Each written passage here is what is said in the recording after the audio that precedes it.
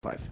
Então, em primeiro lugar, bom dia a todos. Gostaria de cumprimentar, em especial, em primeiro lugar, o senador Hollenberg, que preside essa comissão, e é uma grande tranquilidade tê-lo presidindo, até porque devo aqui externar, mais uma vez, de público, o enorme apoio que o senador deu desde o início à comissão, inclusive quando era presidente da comissão, né, da CAI, e ele deu um enorme impulso à comissão, esteve presente, inclusive, em algumas reuniões. Então, realmente, é uma satisfação, uma honra muito grande tê-lo como presidente dessa comissão. Cumprimentar também o senador Ricardo Ferraço, agradecer expressamente ao convite de estar aqui, também uma grande tranquilidade.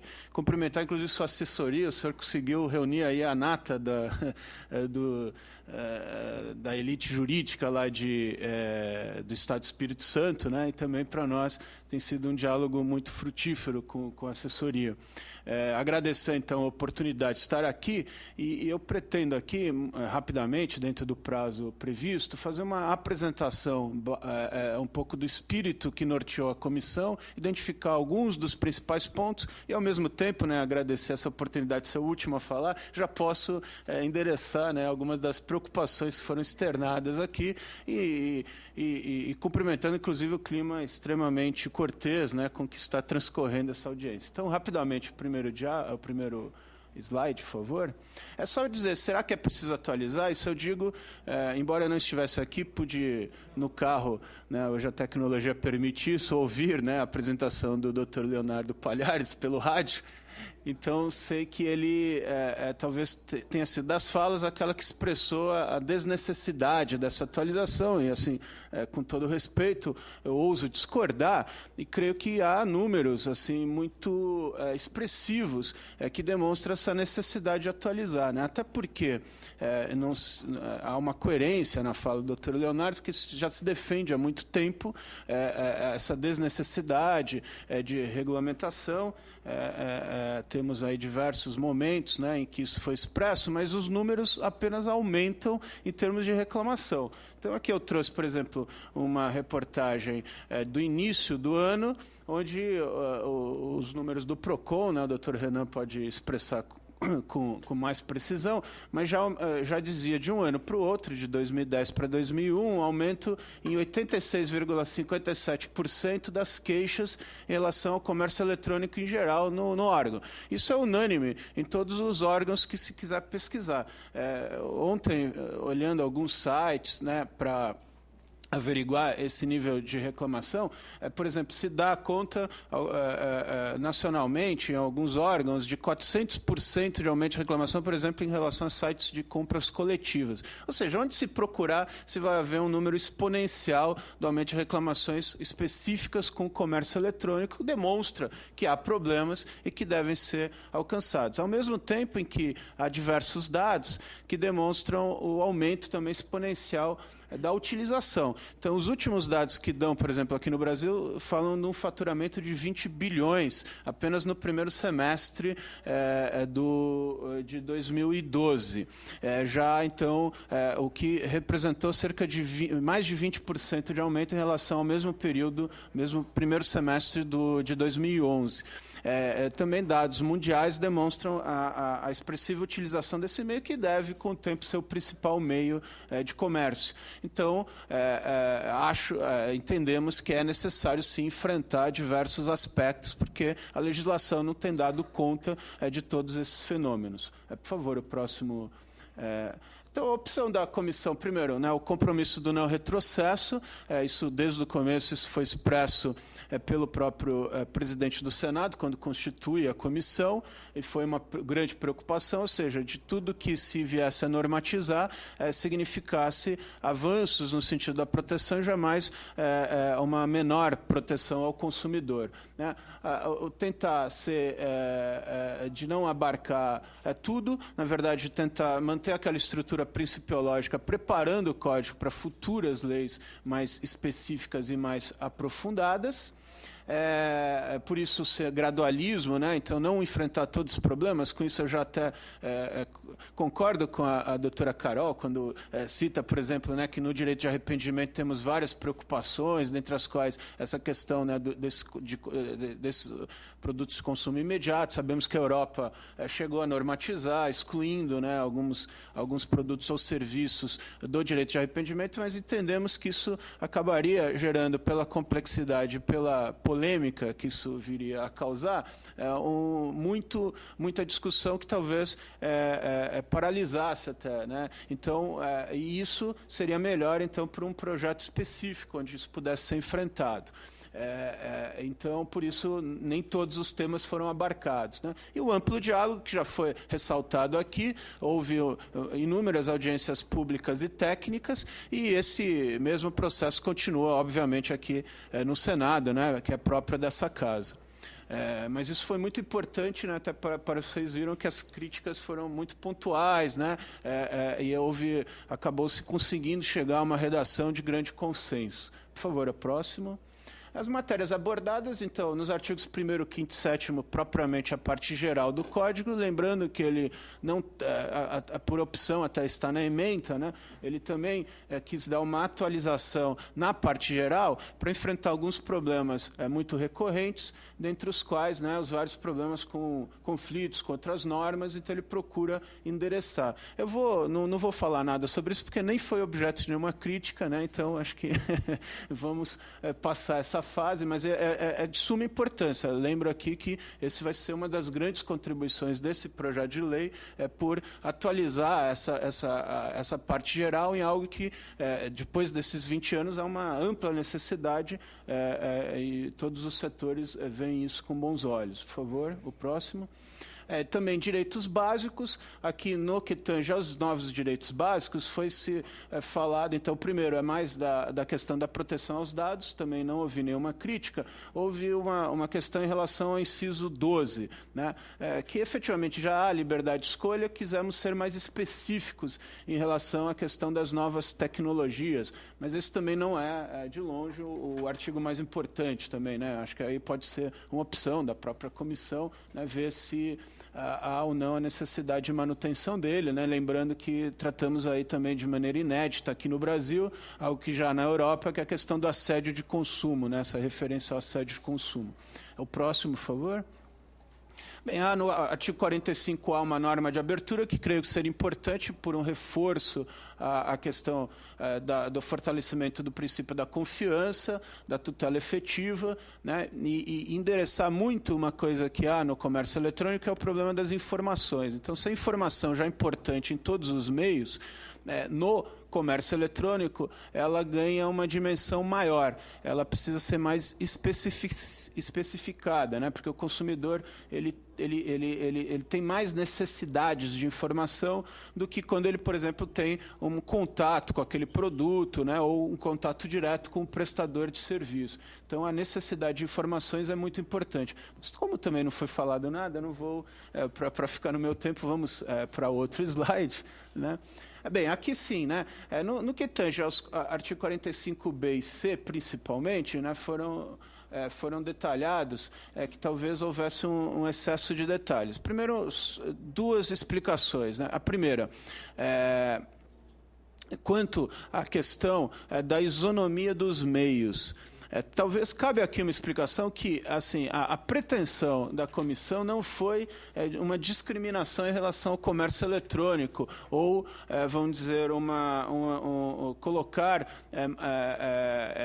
mais obrigações do que teriam outros meios. Mas, por outro lado, obviamente, né, se tratando de um meio com especificidades, óbvio, né, que há algumas obrigações relacionadas com essas especificidades. Então, explico. Na verdade, 45B e C, ele diz respeito a todos aqueles que efetivamente utilizam o meio eletrônico como plataforma. Seria, então, mais relacionado com o comércio eletrônico propriamente dito. E o 45B, ele visa a informações específicas sobre quem está utilizando aquele e-mail.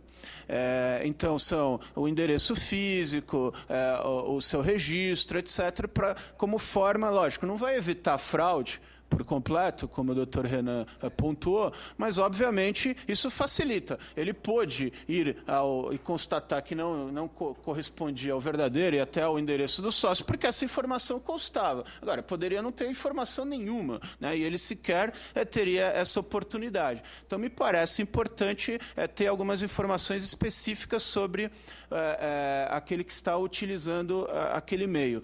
E o artigo 45C diz respeito às especificidades do produto ou do serviço ofertado, né? Porque isso é uma informação muito importante até para confrontar, né? Porque não é incomum que o consumidor veja um preço e depois, quando lhe é faturado, o preço seja outro. Ou então as condições de pagamento sejam diferenciadas, ou a condição de entrega é diferente daquela que estava expressa nas informações.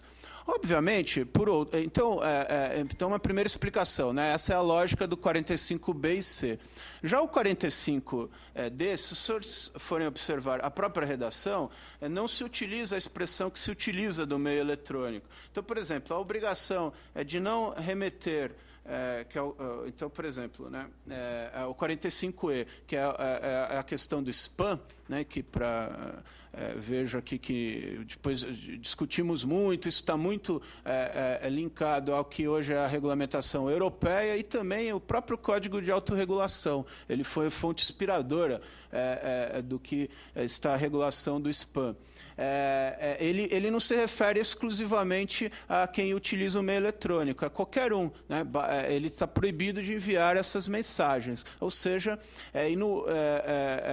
então ele se refere a todo e qualquer fornecedor. Obviamente, isso pode, talvez aqui, no que tange aqui a tramitação do Senado, ser deixado ainda mais claro, mas a intenção foi essa, não foi de discriminar, mas sim de dizer, algumas especificidades em relação ao meio eletrônico, todos que se utilizarem desse meio, sejam não especializados em meio eletrônico, então aquele borracheiro, se de repente quiser fazer uma oferta no meio eletrônico do seu produto, terá que obedecer isso daí, não são apenas as plataformas, né?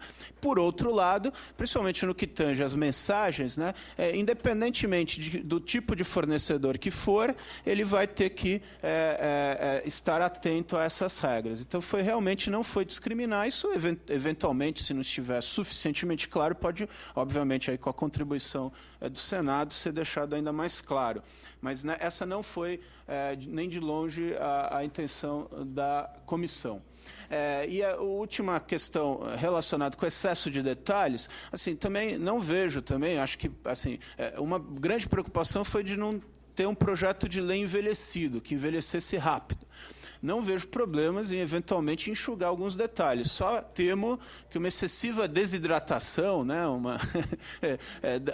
dessas informações básicas, deixe mais inseguro a utilização. Creio que se pode, então, novamente, aprofundar, né, e ver, aprofundar uma análise e ver se algumas das informações solicitadas são excessivas ou não, né, para que o projeto não fique velho rapidamente. Mas a ideia é dar maior segurança nessa contratação, lembrando também que aí todas essas informações constam das diretivas europeias sobre o tema, né? Então não é nada de inovação que já não tenha em outra legislação. O próximo, por favor. Bem, a proteção contra spam já foi, também, como não foi objeto de debate intenso, também vou passar rapidamente, né? Lembrando que aqui a inspiração maior é a diretiva europeia, ou seja, de você fazer com que tenha que ter uma opção do consumidor pelo recebimento das mensagens, salvo se ele já tem uma prévia relação comercial com a empresa. Exatamente a opção europeia e muito próximo da autorregulação. Vou terminando, por favor, o próximo.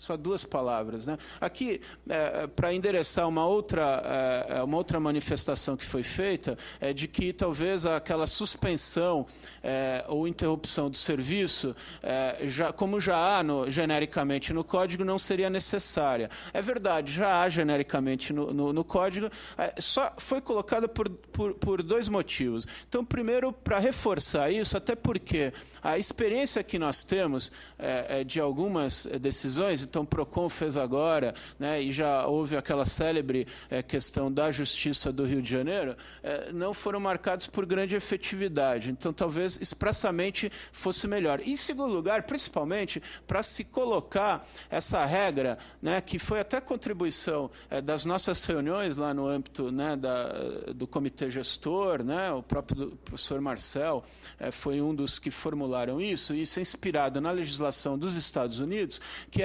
ao invés de se optar por, vamos dizer, se não for descumprido administrativamente essa imposição ou judicialmente, ao invés de desconectar aquele site, que foi falado que isso poderia levar a outros efeitos indesejados, como parecer uma censura ou, por outro lado, uma inefetividade, porque ele se hospedaria no exterior, de secar as fontes financeiras, né, principalmente de cartão de crédito, de bancos. E me parece importante, então, ter esse link, né, para ter essa questão.